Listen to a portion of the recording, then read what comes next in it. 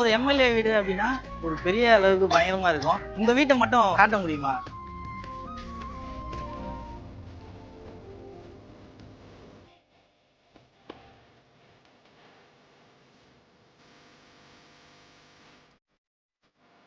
இப்போ சின்ன வீட்டுல ஒரு ஃபேமிலியை நடத்துறதுன்றது ஒரு பெரிய விஷயம். இப்போ நீங்க வந்து எம்எல்ஏவும் ஆயிட்டீங்க.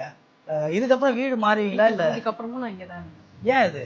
சேவை பண்ண தான் வந்திருக்கிறோமே கண்டி நம்ம வந்து ஆடம்பரமா இருக்கணும், இது நம்மளுக்கு பணம் வேணும், பங்களா வேணும், அந்த ஒரு மைண்ட் தாட்ல நாங்க வரல. ஆம்ஸ்ட்ராங் வந்து பாத்தீங்கன்னா இந்த பகுதிக்கு ரொம்ப அறிமுகமானவர். பொதுவாகவே வெளியில பேசும்போது கூட ஆம்ஸ்ட்ராங் மனைவிக்கு ஒரு அனுதாப அலை இருக்கு. அதை மீறி ஜெயிக்கிறதுலாம் கஷ்டம் அப்படின்ற ஒரு தாட் வந்து வெளியில இருக்கிற எங்களுக்கே இருக்கும்போது அப்போ உங்களுக்கு இருந்திருப்பீங்க. நாங்க ஒரு 6 நாள் பிரச்சாரம் போனோம். 6 நாள் பிரச்சாரத்துல வரவேற்பிலே தெரிஞ்சிச்சு எங்களுக்கு எந்த அளவுக்கு ஓட்டர் சப்போர்ட் இருக்காங்க, மக்கள் எவ்வளவு எங்களுக்கு சப்போர்ட்டா இருக்காங்கன்னு அதுலயே எங்களுக்கு நம்பிக்கை வந்துருச்சு.